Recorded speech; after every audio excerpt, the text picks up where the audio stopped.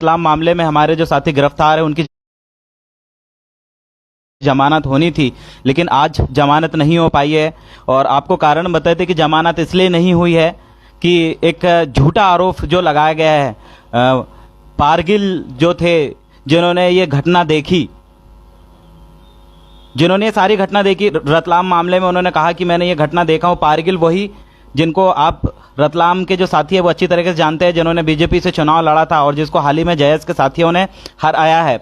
उसने बीमारी का बहाना करके आज कोर्ट में उपस्थित नहीं हुए और आज हमारे जो रतलाम के साथी है उनकी जमानत नहीं हुई। इसमें सबसे बड़ी गड़बड़ी जो है पारगिल जी, जिनने अपने एक राजनीतिक विद्वेष से जिस प्रकार के वह बयान दे रहे हैं, जिस वजह से हमारे साथी अंदर हैं। और दूसरा सबसे बड़ी मैं वजह इसमें जानूंगा, जो गनमैन है, कलेक्टर महोदय के गनमैन जिन्होंने जिनको बहुत ज़्यादा चोट आई ऐसा उनका कहना है, चंदेल जी जो कलेक्टर के गनमैन थे, और उनका कहना है कि जयस के साथियों ने बहुत बुरी तरीके से उनको मारा है, उनकी नाक में चोट आ चुकी है। इस प्रकार के बयान चंदेल ने दिए। तो आज जमानत ना मिलने का सबसे बड़ा कारण यह है कि डिफेंस के जो वकील हैं उनके वकील ने ये बात रखा कि ये जो चंदेल है इनको बहुत ज्यादा चोट है, ये बोलने के उसमें भी नहीं है, ये बोल भी नहीं पा रहे हैं। ये कितना राजनीतिक षड्यंत्र है। आप देखिए, आज जमानत सिर्फ इसलिए नहीं मिल पाई है कि कलेक्टर महोदय के जो गनमैन है वो जो है बोल नहीं पा रहे हैं, वो बहुत ज्यादा सीरियस है। और जबकि वाकई में आप गनमैन महोदय के बारे में निकालेंगे तो गुजरात के बड़ौदा में घूम रहे हैं, वो कोई चोट नहीं है, उनकी वजह से जमानत नहीं मिल पाई है कि उनको बोलने के उसमें नहीं है।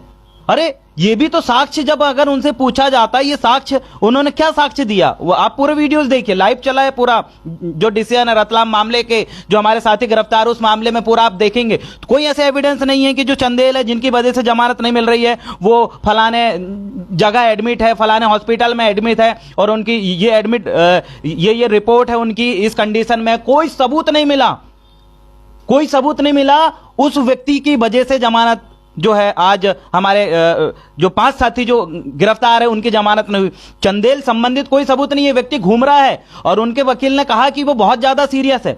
जबकि आप ये भी देखिए कि जो कलेक्टर महोदय के जो गनमैन है उनकी वजह से जिनकी जमानत हमारे साथियों की नहीं हुई है, उनके जो डॉक्टर है जो कि जिन्होंने पूरी रिपोर्ट ये लिखी, डॉक्टर का कहना है कि जो गनमैन साहब है कलेक्टर महोदय के, वो उतने ज्यादा इंजरी नहीं थी, उतने ज्यादा घायल नहीं थे जितना वो अभी बता रहे हैं कि ये बोलने की हालत में इतने घायल थे ही नहीं। नॉर्मल नाक में चोट आई थी, ब्लड निकला था। आप सोच के देखिए किस प्रकार से षड्यंत्र बनाया जा रहा है। हमारे जयस के साथी, भीम आर्मी के साथी, उनकी जमानत ना हो, इस वजह से ये राजनीतिक षड्यंत्र आप देखिए। आप कोई पूछें, गुजरात में जो चंदेल जी घूम रहे हैं वो कहां से बोलने के लायक नहीं है, कहां पर ज्यादा चोट आई है, आप ये सब देखिए तो ये षड्यंत्र देखिए। और अगली चीजें आपको ये भी मैं बता दूं कि जो फरियादी थे, जो पारगी जी थे, पारगी ने बोले कि हमने घटना स्थल को देखा है, ये राजनीतिक विद्वेषपूर्ण, वो बीजेपी से चुनाव लड़े और जयस के साथियों ने उनके हराया है, उस राजनीतिक विद्वेष की वजह से, उस राजनीतिक दुश्मनी की वजह से इस प्रकार का उन्होंने बयान दिया। और उनको आके खड़ा होना था कोर्ट में, बयान जो देना था कोर्ट में आके देना था, लेकिन डर देखिए, झूठ बोला था, इस वजह से उन्होंने बीमारी का बहाना बनाया कि मैं बीमार हूं इसलिए कोर्ट में उपस्थित नहीं हो पाऊंगा, ये बोलकर वो वहां पर नहीं आए, इस वजह से हमारे साथियों की जमानत नहीं हुई। आप देखिए किस प्रकार के षड्यंत्र बनाया गया है। अब वीडियोस देखिए, अब खासकर उसमें देखें आनंद राय जी को मुख्य आरोपी बनाया, उसमें यह भी देखिए कि आनंद राय जी उस वीडियो में थे कि उस घटना स्थल पे थे।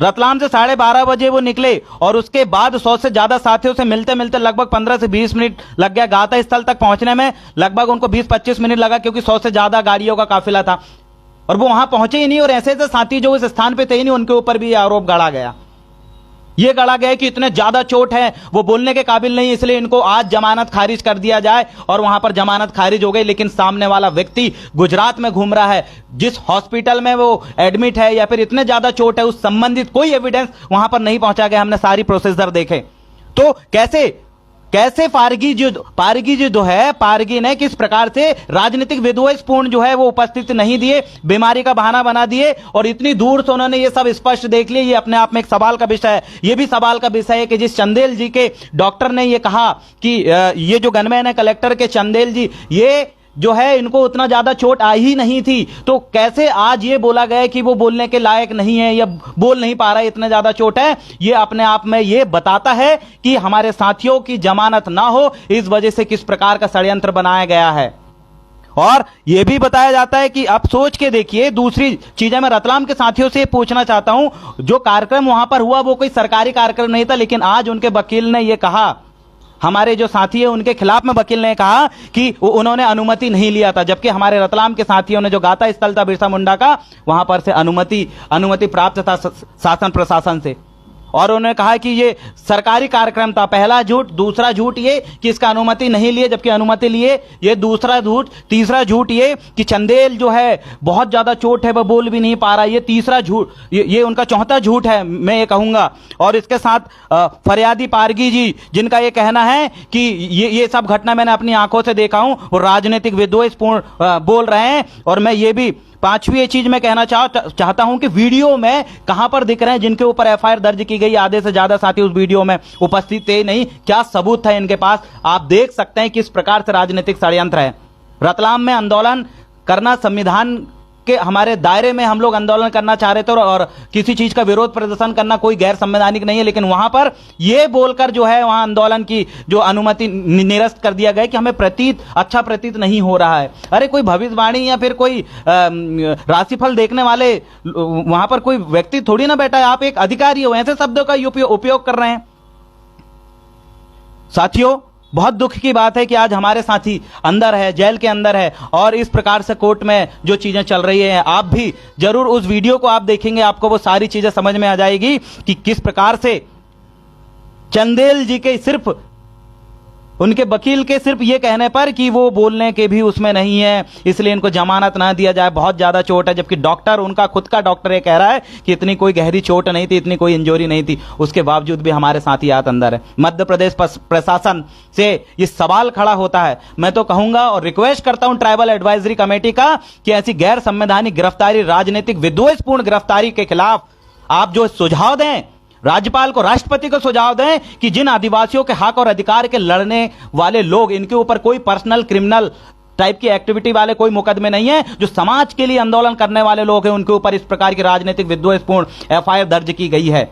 माननीय राष्ट्रपति के बयान है, उसका समर्थन करते हुए मैं जितने भी पॉलिटिकल लीडर है, चाहे वो बीजेपी में हो, कांग्रेस में हो, अगर वो आदिवासी है, उन लोगों से रिक्वेस्ट करना चाहता हूं कि हमारे जो साथी हक और अधिकार के लिए लड़ते हुए, जिनके ऊपर राजनीतिक विद्वेषपूर्ण जो एफआईआर दर्ज की गई है, इसका विरोध करें, शासन प्रशासन तक आवाज पहुंचाएं। मैं उन आदिवासियों को भी कहना चाहता हूं जो मध्य प्रदेश सरकार, वर्तमान जो सरकार है, बीजेपी सरकार में है, उन आंदोलनकारी साथी, बहुजन साथी या अंबेडकरवादी साथी, संविधान को मानने वाले साथियों से मैं कहना चाहता हूं, आदिवासी विचारधारा के साथियों से कहना चाहता हूं, विधायकों से कहना चाहता हूं कि आप भी जिस पार्टी में आप हैं, उस पार्टी को एक तरफ रखते हुए सबसे पहले जो प्राथमिकता से हमारे जिन साथियों की गिरफ्तारी हुई है, फर्जी मुकदमा उनके ऊपर दर्ज हुए हैं, फर्जी षड्यंत्र बनाया जा रहे हैं, अभी जमानत ना दिया जाए करके, इसके लिए आवाज उठाएं, लेटर लिखें, अपने अपने स्तर पर पहली प्राथमिकता इनकी है। अगर आज भी हमारे सांसद और विधायक जो हमारे आरक्षण से वहां तक पहुंचे हैं, इन्होंने इन साथियों के लिए आवाज नहीं उठाई, तो बहुत दुख के साथ हमें कहना पड़ेगा कि हमने गलत लोगों को या फिर निकम्मे लोग चुनकर हम लोगों ने विधायक बना के वहां पर भेजे हैं। आप देखिए, जो आनंद राय, जो लोग कहते थे आनंद राय जी कांग्रेसी है, उनसे मैं पूछना चाहता हूं कितने कांग्रेसियों ने भाई वहां पर जाके उनकी मदद करी, कितने कांग्रेसी जाके मिल रहे हैं? जो बोलते थे जयस को कि आप कांग्रेसी हैं, आप लोग कांग्रेसी, हम लोगों को कांग्रेसी बोलते थे, उन लोगों से मैं पूछना चाहता हूं, उनसे मैं बताना चाहता हूं, एक मिनट, उन लोगों कौन कांग्रेसी आज आनंद राय जी के साथ खड़ा है? कौन आनंद राय की जमानत के लिए आवाज उठ रहा है? आप देखिए।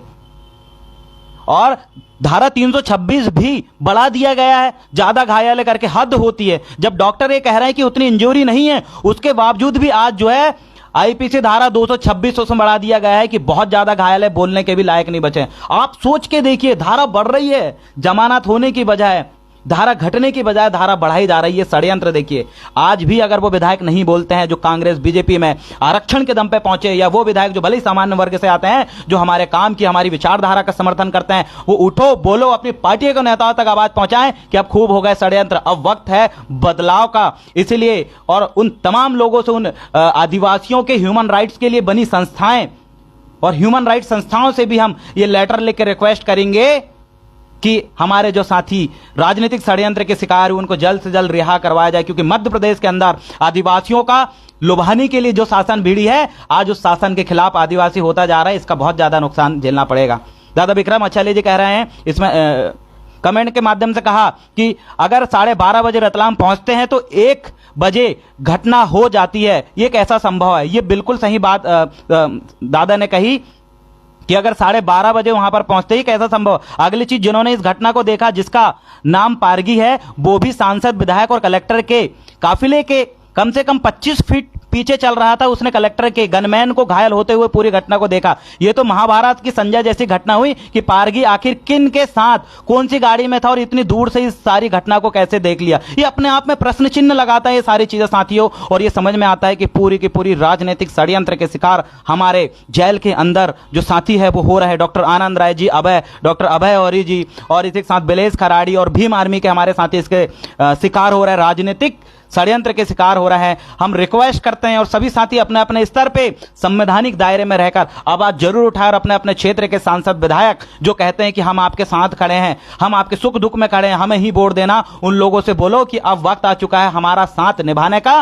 तो लिखिए एक आवेदन, उठाइए आवाज, चाहे आप जिस क्षेत्र के, जिस पार्टी के विधायक हो। अगर आप अन्याय अत्याचार के खिलाफ भी अगर आवाज उठा नहीं सकते, अगर आप अन्याय अत्याचार के खिलाफ भी अगर आवाज उठा नहीं सकते, तो हम आपको गुलाम विधायकों में गिनेंगे, हम आपका बिल्कुल समर्थन नहीं करेंगे। तो सभी साथी जिंदाबाद, अपने अपने स्तर पर संवैधानिक रूप से आवाज उठाएं। हम चाहते हैं ये राजनीतिक षड्यंत्र के अंतर्गत जो अभी धारा बढ़ाई गई है ये भी घटाया जाए, और जिस प्रकार से जो गनमैन चंदेल और पारगी जिस प्रकार के बयानबाजियों, जिस प्रकार के इन्होंने असंवैधानिक तरीके से षड्यंत्र पूर्वक जिस प्रकार से बयान दे रहे हैं, इसकी पूर्ण रूप से जांच हो। इसको लेकर हम आप सभी साथियों से इसको लेकर जो है मैं रिक्वेस्ट चाहूंगा कि अपने अपने क्षेत्र की पुनः रिक्वेस्ट चाहूंगा कि जिन जिन चीजों को मैंने बताया कि किस प्रकार से आज की जो कानूनी कार्यवाही है जिसमें हमारे साथियों की जमानत नहीं हुई है, किस प्रकार से फर्जी तरीके से पूरा का पूरा षड्यंत्र बना के आज जमानत खारिज हुई है, इसके खिलाफ अपने स्तर पे जरूर आवाज उठाएं। आप सभी साथियों को पुनः मैं कहूंगा जिंदाबाद, और पुनः कहूंगा कि चमचा जो विधायक है, जो चमचागिरी करने वाला विधायक है, जो हमारे आरक्षण से आगे बढ़े हैं, वो और जो चमचागिरी कर रहे हैं, ऐसे विधायक की आवाज नहीं उठाएंगे। लेकिन जो वाकई आदिवासियों के साथ मिलकर उनके हक अधिकार के लिए लड़ने के लिए, और वाकई जिनके अंदर इंसानियत और सामाजिकता भी जिंदा है, वो विधायक आवाज उठाएंगे। इसलिए अपने अपने क्षेत्र के लोगों को टच करो, विधायक को टच करो। अगर इस बार उन्होंने आवाज नहीं उठाई हमारे साथियों की गिरफ्तारी के खिलाफ, राजनीतिक द्वेषपूर्ण गिरफ्तारी के खिलाफ, तो ऐसे विधायक को दोबारा चुन के मत लेकर आना, क्योंकि आज आनंद राय, बिलेश खराड़ी जैसे लोग अंदर है, अभय औरी जैसे सर लोग अंदर है। अगर इनके लिए ये लोग आवाज नहीं उठाते तो कल की आपके साथ अन्याय अत्याचार होगा, आपकी बहु बेटियों के साथ ये इस प्रकार की अगर हरकत होगी, तो क्या वाकई आपको विश्वास है ये लोग आवाज उठाएंगे? जब हमारे इन साथी, क्रांतिकारी साथी जो सबके साथ खड़े होते हैं, ऐसे साथियों के लिए जो व्यक्ति आवाज नहीं उठ रहा है, क्या आप वाकई विश्वास कर सकते हैं कि आपके साथ गलत होगा तो ये लोग आवाज उठाएंगे? नहीं उठाएंगे। इसलिए एक बार इनको टच करें। अगर ये फिर भी आवाज नहीं उठाते तो दोबारा ऐसे लोगों को कभी वोट ना दें जो आपके हक और अधिकार के लिए बोल नहीं सकते, अन्याय अत्याचार के खिलाफ बोल नहीं सकते, जो आपका सपोर्ट नहीं कर सकते। ऐसे लोगों को चुनने का, सही और गलत मित्र चुनने का समय आ चुका है। आप लोगों से पुनः रिक्वेस्ट है कि सही और गलत विधायक, सही और गलत नेताओं में फर्क देखिए। ये गिरफ्तारी के खिलाफ आवाज उठाने वाले लोग जो बढ़ चढ़ के आवाज उठ रहे हैं, वाकई वो व्यक्ति आपके साथ जरूर खड़ा होगा ऐसे। इसलिए इस समय ऐसे लोगों को चूज करने का समय है। ऐसे समय सरकार, शासन, प्रशासन को जगाने का समय है कि बहुत हो गई अन्याय और अत्याचार। अब वक्त है बदलाव का। आप सभी लोग आवाज अपने अपने स्तर से उठाएंगे। बहुत बहुत धन्यवाद साथियों, आप सभी को क्रांतिकारी जिंदाबाद। और हम यही रिक्वेस्ट करते हैं, हम पूरी आवाज उठाएंगे।